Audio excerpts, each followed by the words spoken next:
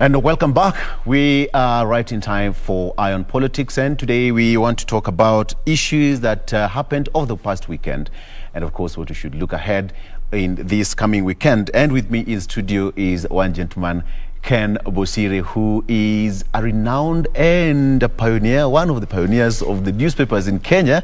He's a training journalist and editor as well, with so many years experience under his sleeve. Karibu sana. Thanks for having me. The last time we were here, we talked a lot of things, but that's in the past now. Before we went to the break, we were talking about issues with, you know, students burning schools and what have you. From your own experience, what do you think should happen? Because it's now getting out of hand. It is.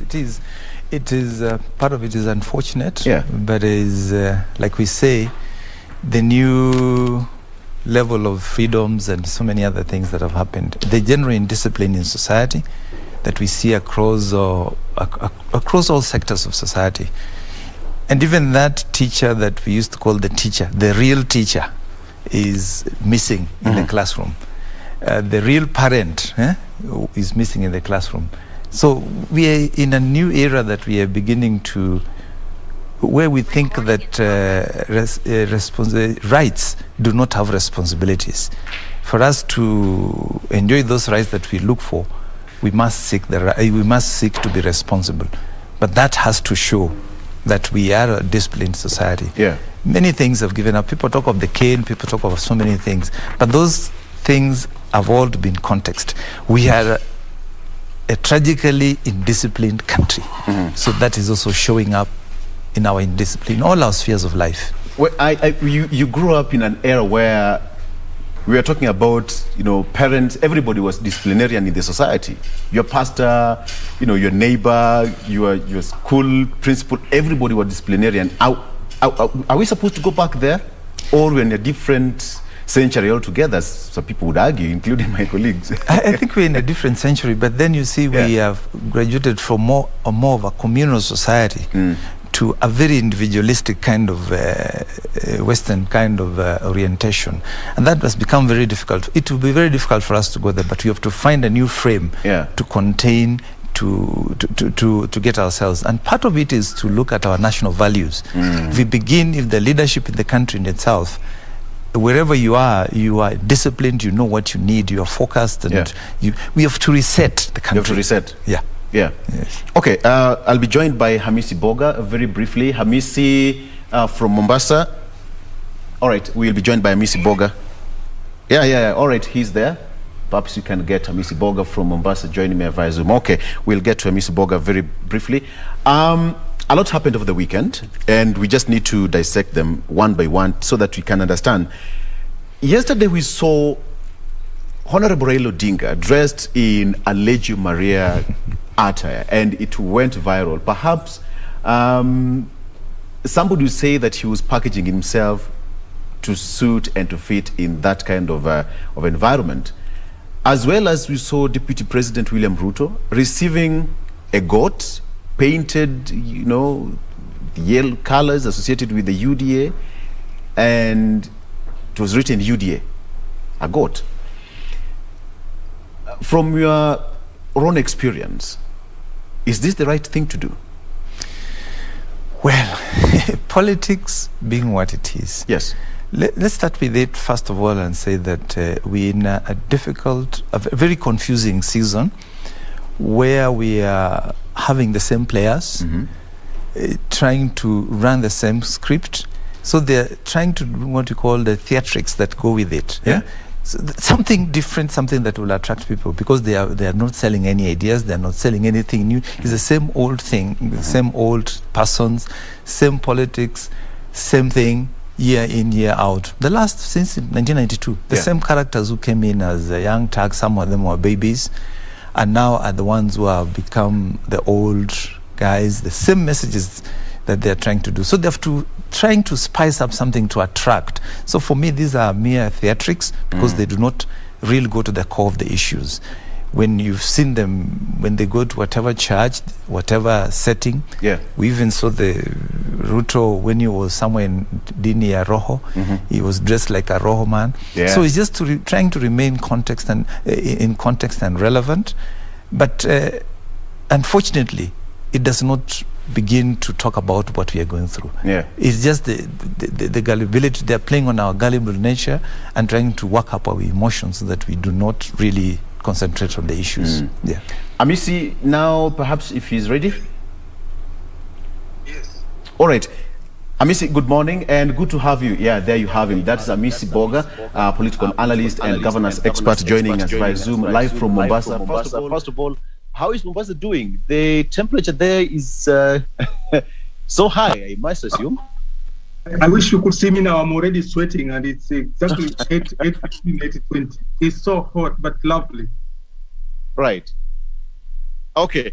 Karibu sana to the show. Now, let's talk about the issue. We've been seeing politicians, trying to package themselves in a peculiar way, or perhaps in a very usual way that we usually see them. But my question is it the right way to campaign, even as they look for votes? Yes and no, Brother Victor. But in Kenya, this has been the practice. Yes. If you come to Kwale and you want to ask us for votes, the first thing is to dress you like a Kwale elder. Sometimes it's respect. You are given the best of what we have. If you come to Mombasa, you will see that you are dressed in Mombasa and Lamu, you are dressed in Swahili or Muslim attire. You have seen all these leaders who have been here. Raila has won the Kanzu. When you go to Lamu, they even give you their type. If you go to, so it's in one way it is respect. The other way is feeling like them. They want to appreciate you that you are one of us. That has been the practice, and sometimes you go to other places, you are given a seat and chair. You sit. If you go to the mountain, you can see how dressed. So this has been one-way strategy of saying, I'm part of you, or we are welcoming you into our community. But I've never seen animals in my short experience in political analysis. I haven't seen somebody called, because the moment you are part of us, you look like us. But when you give somebody a cow, a donkey, an elephant, animals have a very strange way of identifying politically, because sometimes we have the other people who feel that you are molesting animals and it's not right. It's animal rights you are abusing. So artifacts, okay, a fimbo, a kofia. Right. Okay, we are rectifying that network. Briefly, we'll come back. But just to pick it from where Hamisi has left, it's okay. You go to Kwale, dress like them. Go to Kisii, like them. Go to Turkana, be like them. So you identify yourselves with the locals. Are politicians overdoing it? I think for me what comes out to mind is that they're changing nature. Yeah. There are so many things within a very short span of time. Yes. And in the end, they mean nothing. They have no allegiance to those things. They're just playing to the gallery and everything else. And they've realized that maybe in the council thing, people are now going to the animal world. I've seen donkeys painted UDA. Yes. Now, yesterday it was a goat. I don't know what next we're going to paint. Maybe we should... last time, Boniface Mwangi brought pigs to Parliament. Maybe we should bring more pigs. To not really very bad things. Because these guys, for me, the bottom line, like I've said, they believe in nothing, mean nothing. They're just playing around with us. And that is the unfortunate thing about us. Yeah. That out of that, for example, look at the symbolism of a goat. If you look at the goat, what does a goat mean to you? What does a donkey mean to you? Or when you wear that attire, does it mean that it's just skin deep? Do you believe in that faith? You can't be in so many faiths, you can't be so many things and really nothing. And that is, I think, the problem, the general frame of our politics in Kenya. And like I did say before, we nothing new is coming Yeah. through in terms of dissecting the critical issues that face the Kenyans. And that's why at the end of the day, when we dance with them, we joke around with them, when they don't deliver, what do you remember most? They give you a little lunch, they're done with you. Yeah. They're done with you. There's nothing binding. They've worn your clothes. Like, for example, Baba yesterday, after wearing the Legio Maria regalia, shortly after the service, he was back in his normal clothing. He was himself, Yes. out in the streets. What do those people feel? What, did he go home with those clothes? Or he just peeled them? That was just something like an act on stage. Yes. He was acting. And they keep acting. Actually, models. it's acting. It's acting. And you wear the politicians- costume. And I like that part. Being an artist, we will all know how to get into character Yes. and act as one. Hamisi, you said that it's okay. They can just dress the way they are. But the same question I've asked Bosire here is that, are they overdoing it? Or should they be genuine in whatever they're doing? When you go to Nyanza, just sell your idea and your agenda in the manifesto and go. And they will buy it. Regardless of whether you've worn their attires and what have you, should they just be genuine with themselves? Yes and no. Let me come back. My perception, my view is this. Yes. When Yes. you want to join people, or if you want to ask people for something, you kind of be like them. And we must separate between you being converted to that religion, or you getting a respect from those kind of people. And inside yourself and inside them, they are not even converting you, because the process of converting you into their religion is different. This one is the reception to welcome you, to make you part of this cultural thing. So I don't think whether, and it's a good strategy. People really dance. Oh, he's dancing like us. Even Baba, when he was in UAE, you saw him dance with a thimble. He just to identify himself with them. I think this is a strategy politicians will use today and tomorrow. Only that we must have an extent. You can't come here with donkeys and dogs just because you want to identify with those people who hunt us. It will not be seen like being part of them, because those animals and those certain things are identified with culture, certain things are identified with religion. But for them, especially when they have given you, I'm told one of our biggest politicians who was riding a donkey in Lamu. It was just, he has a helicopter, but he rode that donkey for a few minutes. He's scoring a ball, a goal. The other thing is, one time the late Mheshimiwa Maitha Karisa went to a corner here looking for votes and met people who are drinking Mnazi. Mnazi is the local brew here. And he was told, Mheshimiwa, welcome. This is what we're trying to do. You cannot refuse. So the guy took a sip. I don't know whether he swallowed or he went to spit it somewhere, but he wanted to feel like them. This is cultural. This is African, and it's very interesting. And it's a strategy. It's a strategy, but what should be the limit then? I think begin in the 21st century to begin to retweak our issues to certain ideology, certain issues that we're bringing along, things that talk about ourselves beyond the acts that they play in our lives every day. We have acted in our politics for too long. I think it's time for us to transition to real issues. I see there are attempts, but those attempts are whitewashed and cleaned out by the drama around it. For example, when the two guys who have come out very strongly right now, let's give it to them. We have Ruto and Raila, the two R's, very consummate, very passionate, and very energetic politicians. Each one of them has taken a different kind of message. One is talking about across, there's an overarching issue about the economy. And it's so, one is talking about, I'll give you money, I'll seal the loopholes of the corruption. The other one is talking about I'll set up things to promote businesses. And you can see they have graduated it from what they were calling the dynasty versus the hustlers. Now it has been put into what we call the bottom-up approach. It has been recloned. Raila has recloned what we are calling the BBI. Azimio la Umoja was building bridges. Is the one that has now become Azimio la Umoja.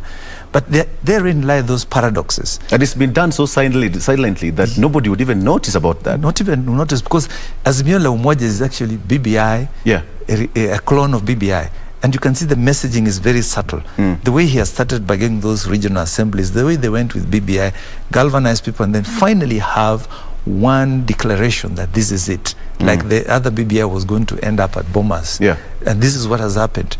Ruto, realizing that dynasty versus hustlers was hurting, was very politically very sensitive to the skins of very many of, especially the people of power and the means. He has re-Christianized it. In fact, it's a clone called now bottom up. But it's the same thing. You're still talking about the class issue. Those people of power and means and influence versus the people, the masses. But it's the same message. If we can begin out of this, because the thing that comes out is the economy. Kenya right now is in a very bad economic state. Once your economy is bad, then you begin to talk about employment, unemployment, and everything else. And that's why these dramas are hurting. I am not shocked that the youth are refusing to register. There is nothing new coming through to them. That message, besides the drama they go through in the day, what else do I take home? I've danced, I have sung, I have seen the handing of goats, I've seen Baba dress. This one, it's all an act. But at the end of the day, you've got to go back to the real issues. And this is where our politics in the last 20 years, 2 decades or so has missed the point. In the early 90s, we were talking about the clamor for change. In terms of constitutional change, and pluralism. But after that, the liberation message has gone on for too long. Second liberation, third liberation, fourth liberation. But to what extent are we carrying along that liberation to encompass all our lives in terms of economy, in terms of welfare and everything else? It cannot just be the ideological thing of in the Constitution it says this. And yet, that what we fight for is never translated to the real issues in our lives. All right. I will ask you this. When you come to after this break, when you sit there on your table and photographers come from the field with different photos and you want to decide which one goes on the front page or on the front page of a newspaper, and you see such kind of photos, what runs through your mind? And Hamisi, the question that I would ask you after the break as well, they do all manner of things, but will this translate into votes? All right, let's take a break, and when we come back, I think we'll discuss more on that. Let's take a break. We'll be right back.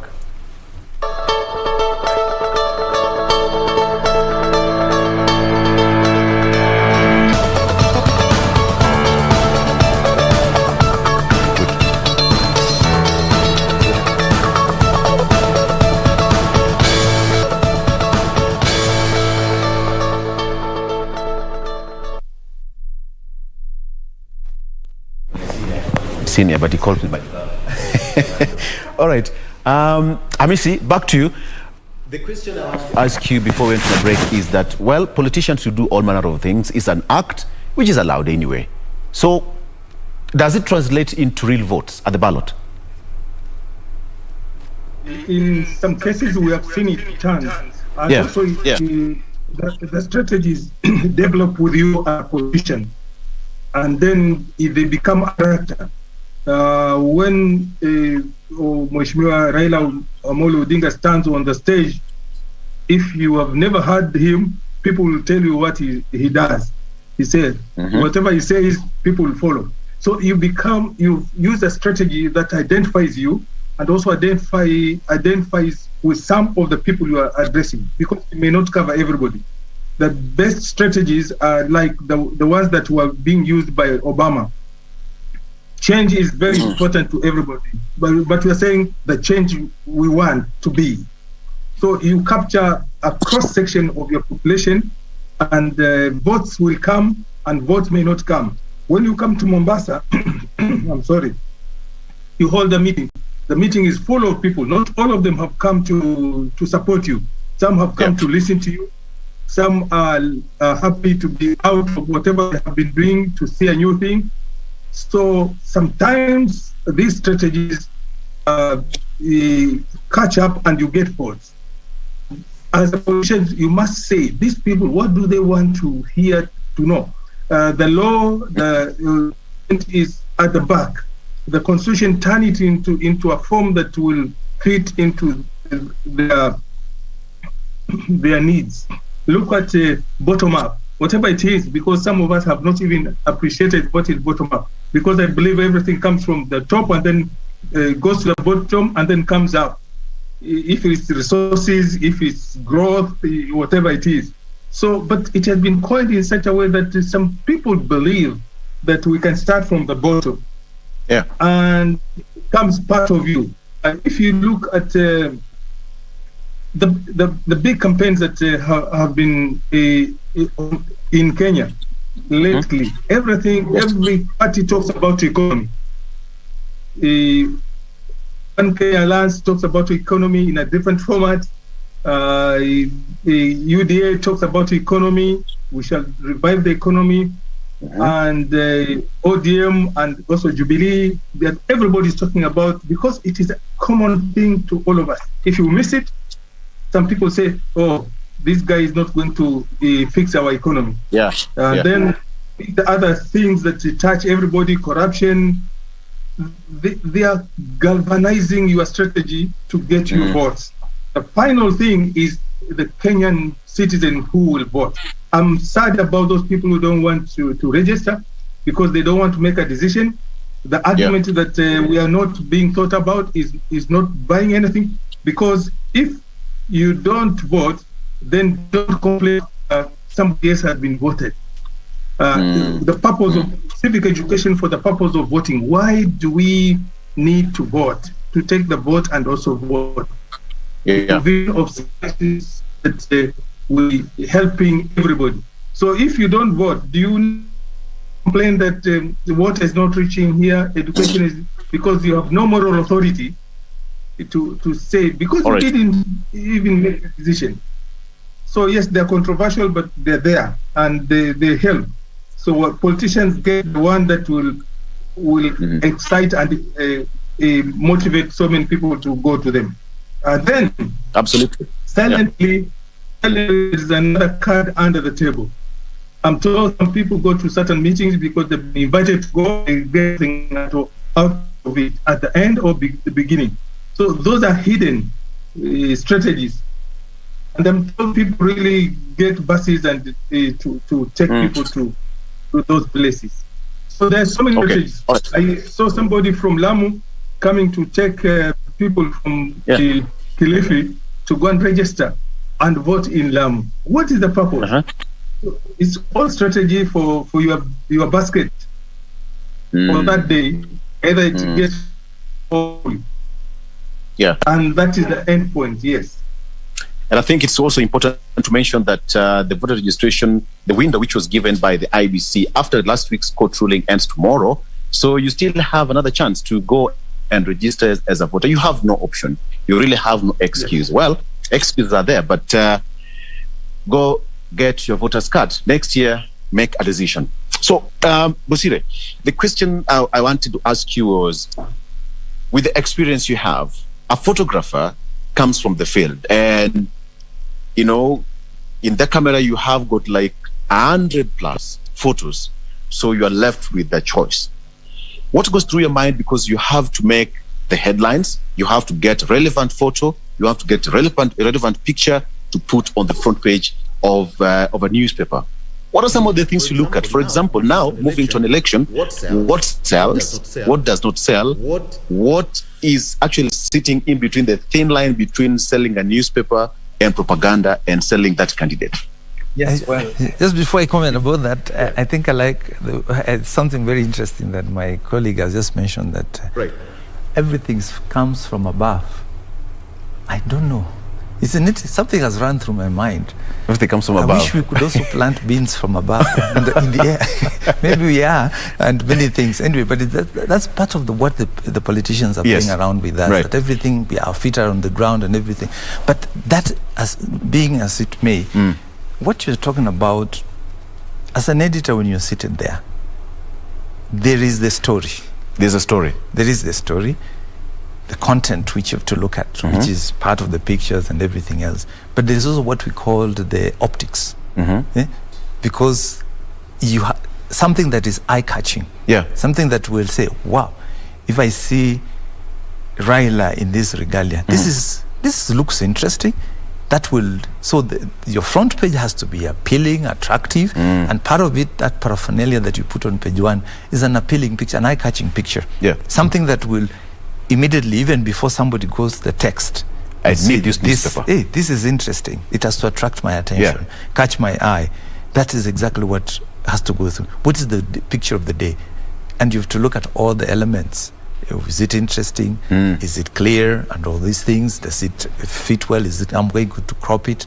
And how do I manage to run that against the message that I'm putting across? Because there has to be a relationship between the photo and the story and the headline. That's why when you see, like now I'm looking at that front page of the Nation, there's a revealed. Perhaps looking at revealed, we can get that. It is, to a mind, that is a totally new Raila that you're looking at, a new regalia. It's a revelation. So there is a relationship between that new Raila and the words that have gone with it. So the picture, the words, the headline, and the interest is what have to take into interest. They have to put, before I now go into the details of editing the story. But I have to get something that is interesting.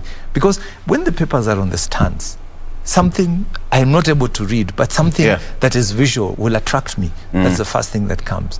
And this is part of what we are saying, appealing to our softer senses before you begin to digest everything to the more hard, using into the hard disk in the head to try and find out why is the picture like this. But it will say, wow, this is the way it looks. That's what comes to mind. So basically, when you say that from the editor's perspective, it's about to sell a newspaper, it's a competition. Like 3, 4, 5 newspapers on the stand, and you have to sell. So you have to choose properly and see what your competitors have and how you're going to strike in the market. And that's why even the politicians are now taking a lot of time in their wardrobe. You've seen them branding themselves. When it comes to the election period, you will see them in all manner of attires that they know, even as they stand in the crowd, that still will, besides you seeing them the way you see them, you say, hey, he has a nice dress. Who is the person behind, who is the designer behind this? So it is a whole thing about appealing. And they will do that, and they will brand themselves in a certain way. And that is what they try to sell to the masses. They try to sell to us as well, and say, this guy looks smart, this guy looks nice, that guy looks nice. Right. Hamisi, Bosire has just given us the other bit of the process that goes in before a newspaper is actually put there on the market or in the market. But then let's talk about the issue of body language, branding, gestures, and what have you. Moving forward, what are we likely to see from these politicians? Because most of them are going to play soft. They're going to play, I'm one of you, and they are going to be, this is not me. The person you were seeing the other day is not the person you are seeing today. So let's talk about the gestures, the body language, the dress code, and the speeches that you're likely to start listening to moving forward. What should we expect? A lot of changes. The Raila we have today is not the Raila we knew. We had. And therefore, that repackaging has a purpose and has an objective to achieve. The perception of the mountain people on Raila and many people in Kenya was totally different issues. If you hear Raila, you because it was branded, it was made, and to undo that one, you have to come up. The other thing is copying each other. There's a lot of copying. those who are talking about economy, everybody is talking about economy. So put it the best way you can. Right now, there's a change of the attire, the African wear. I can see, in fact, almost at a design level, the shirts, the trousers, and the people who are. It's becoming a new thing. Identification again. We are coming back to identification with the people. You know, I'm putting local stuff, and it can be also good. Yeah. So it's repackaging to fit the situation at the current level, so that you attract the kind of votes you want to get. And then there is this side. Everybody has right now, like my brother said, two candidates are very strong on the mobilization, on the meetings, on the. If you hear Raila is coming to Kongoya, even the market will be closed until he leaves. You know, this is also a psyche in us, and you develop it in such a way that it becomes. Some people are saying, "What is it?" Raila and Mganga. See, Mganga, he has built a name, he has built a strategy, he has built. Yeah. If he's Mganga, here we have a lot of Mgangas. He can come. Even William, he has been to Kaloleni and he has been put to those places of Wagangas. They are all strategies. And because I've come from here and I know what Wagangas are doing, they are also as fake as anything. But you see, they are achieving a point. They are telling you, utashinda, when you do this, or you will win. Yeah. But the chair is only one. So the Kenyans must wake up, listen to the facts, listen to the views, listen to what people are doing, and so compare to what we said in the constitution that we want to achieve. Yeah. But the rest of the people will follow. Right now, for example, if Mheshimiwa Raila changes tune today, say, well, this ODM, I think it's not fitting. I've already seen Wiper is trying to change the name and also the color. There's a reason to do that, and people will follow. He won't go alone and say, why did you change at this time? So you have to have that charisma of leading. Like the people who are saying, the leaders who are saying, my people have said. The people say half, the rest is you. It is you have to lead. You can't say my people. How many people have you collected to ask what research have you done to say it is 99% of my people want me to do this? You lead them. That is another strategy. All right. Hamisi, I think I should visit Kaloleni. You've spoken something about Kaloleni. I should visit Kaloleni. To visit you in specific. Yes, to visit you, not for any other reason. Okay. I'll take you to Kaya. Kaya, that is where we take our visitors. Kaya is perfect. All right. To a close to, about this. Let me just ask you this question, Bosire. So it is okay for politicians to brand themselves the way they think they should be, but on the part of Mwananchi, what is our responsibility amidst all this repackaging, the speeches and what have you? What is our responsibility on the side of the voter? I think, Victor, you ask a very interesting question, because at what point this country looks like at some point the Mwananchi have ceded a lot of our responsibilities, especially decision making, to the politicians, because of the way they have got into our space, and they try to pretend to be who we are, and yet they're not part of us in terms of what they are supposed to deliver. So they have played on our gullibilities for too long.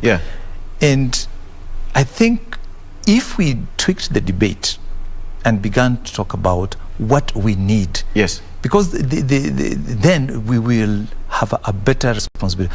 Come, act, say what you want to do, but there are these issues that you must address. And we must put those things very, very strongly to them. But they have found a way that if they play the theatrics, the mobilizers using the money, mobilizers with all the dances and everything else, we do not have time to interrogate these issues. And I think as a country, we need to do what we call, what do you stand for? What do you stand for? What do you stand for? And today, when we are talking about the school banning, it's a question of what are our values? We're just talking in discordant voices. If we crystallized all those issues into what we call this is what we want you to address. Yeah. Forget about those flowery manifestos that you launch in pomp and color every year. Talk about one thing that you will do for us and deliver. Yeah. And judge you by your record. So, and one of the encouraging things I'm saying is that because it is a transitional kind of election, the incumbent is not going to be in. Yeah. So it gives us a bit of leg room to go beyond my person. Yes. You know, my person. Yeah. My person, once you begin talking about my person, then you don't think. You just have to feel. You give what we call blind loyalty. Yeah. If we can begin to see, like, Raila through what he has called the Azimio la Wananchi, if we can interrogate that further and say, what do we get out of it? What are the takeaways? And this is where the media, the professionals, the elite in this country have to begin to digest these things, ruminate over these things, digest them and break them to the general public. But unfortunately, those segments that are supposed to sift through the agenda is also caught up in the theatrics. What is our influence at this point? This is where we have to take a very central position in what we are doing. We as media, okay, the pictures we've used, they're beautiful. Yeah. We've given colorful headlines, catchy headlines. But what is the issue? At the end of the day, if somebody has a 3-hour rally, what do we take away from it? And can we have a point where we say we hold these leaders accountable for what they are? Because they've been in the public space, they're not new players. Yeah. We can tell them, you did this, tick the box. Did you deliver? No. And you're promising us more. And you promise. Your promises out of the 10 that you've given us, because of all of them have been here for 20 years now. Yeah. In the 20 years, we can do a scorecard and begin to say, this is what we are looking for. And avoid, because the other mobilization that has come in now, that is there is this inimical thing, very insidious thing that people talk about, deep state, that always has that vested interests that will look at what we call the power elite to protect their interests.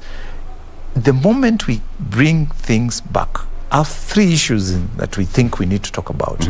Our economy. How do we create jobs for our children? Yes. How do we realign our education so that it's relevant to us, so that we can avoid the mass unemployment that we're going through?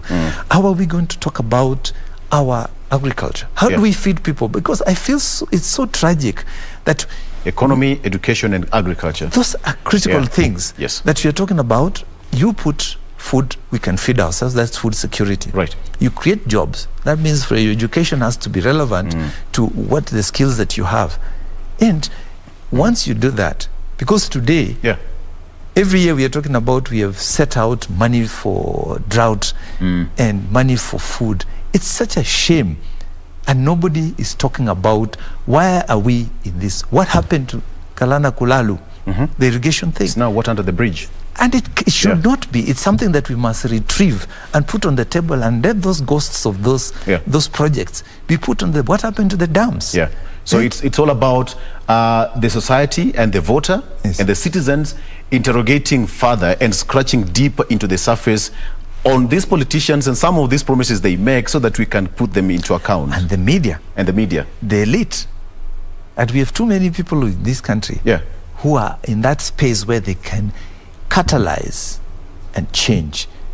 And then in that way, if we find that the guys, and not just change, also catalyze what we call transition in leadership. We have had too many same old records, creaky, croaky, all on the same thing, changing attire, but they have not changed the messaging. We must begin to have a transition, new crop of people, and putting issues on the table. Absolutely. That is our responsibility as citizens, and we can do this without fighting.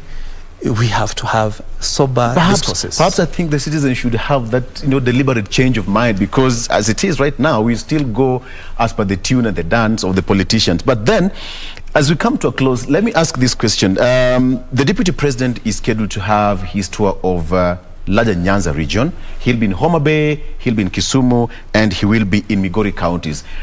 Hamisi, from the governor's perspective, ODM leader Raila Odinga was in Eldoret around 3 weeks ago or so, and the kind of approach, the welcome he was given there, we also for ourselves.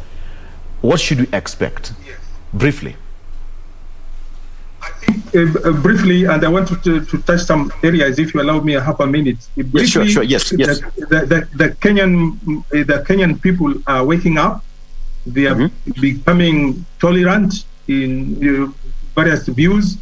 You can see that if it happens in Kisumu the way it happened in Eldoret, then we are on that way of saying we can listen to everybody, the decision is ours. But we Kenyans made a mistake. We passed this constitution of ours, 2010.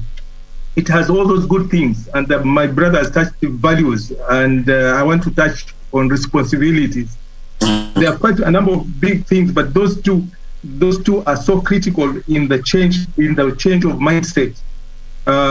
We were given 3 years, 2010 up 2013. That whole time, part of us, we were supposed to do civic education. The kind of civic education was caught up by politics because it was not done until people went to politics. And when you go to politics, you don't use technical words, technical meaning. And I thought maybe after that, we'll have some time. It's now many years again from that time. We have not education to apart from many things, two things: responsibilities of each one of us, the responsibilities of the city. Right now, they're asking the government must do this. What is our responsibility as citizens in the Constitution of Kenya, 2010? And then there is the role of the citizenry. In fact, they're specified 1, 2, 3. The citizen must do this. Yeah. One of the things is to talk to our leadership we selected, to caution them, to argue about what they have done. But who can do that? The other thing is the Kenyan politicians has learned to override that one. He doesn't call a meeting of 10 people so that we can talk to one. He organizes a meeting where he's the only one talking, or a few of his people he has come with. They talk. The rest of us are just listeners, and then we must clap sometimes. After that, they go away. Where is the dialogue? Where can we say X, Y, Z? So unless we change our mindset, unless we take responsibility as it is stated in the Constitution, that's why I'm getting mad for those who don't want to register, because that is one expression of making that decision as a responsibility citizen. You must vote somebody in for those kind of stuff. So yes, absolutely. The meeting that you see, you count the number of people who will speak. Are there people who are supposed to be asked to raise an issue or to argue? They will not be there. And it's all dishing out. And I agree, I still believe it is from the top. The person who has come will say, I will do this, we'll do this, we'll do this. So we have to change that mindset to a dialogue. The way Honorable Raila Odinga had started, especially this before he is declared, was good. I'm here. What are your issues?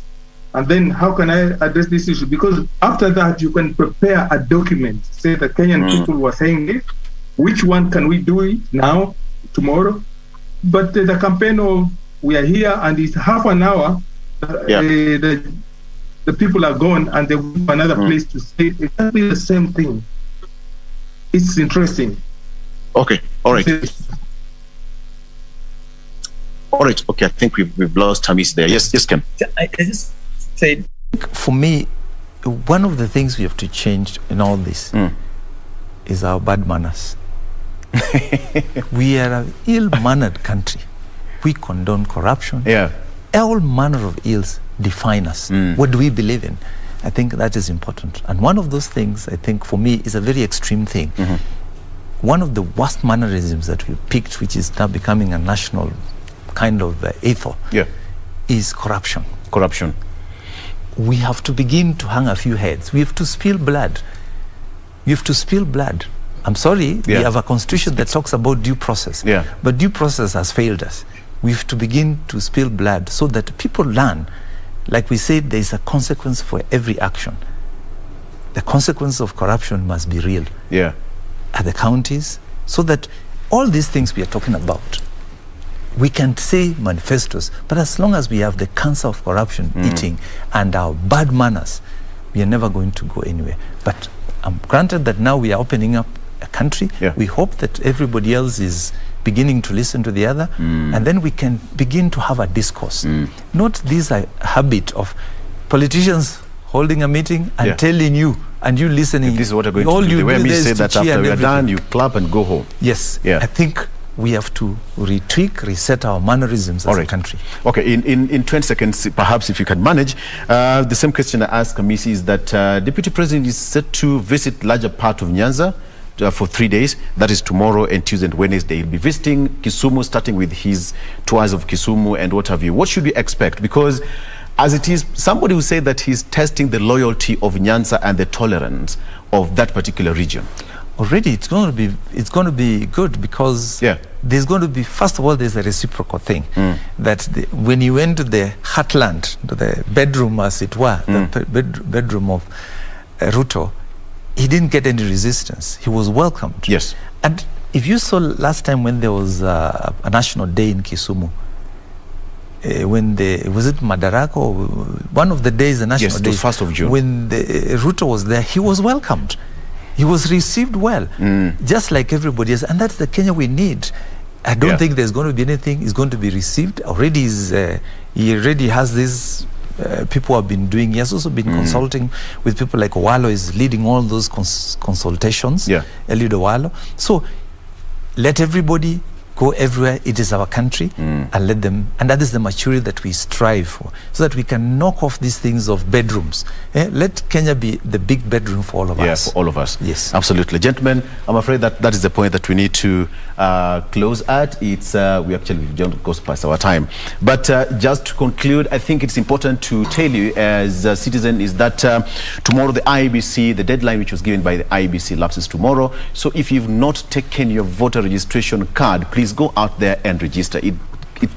It's one of the best and the best thing that you can do for yourself as a voter.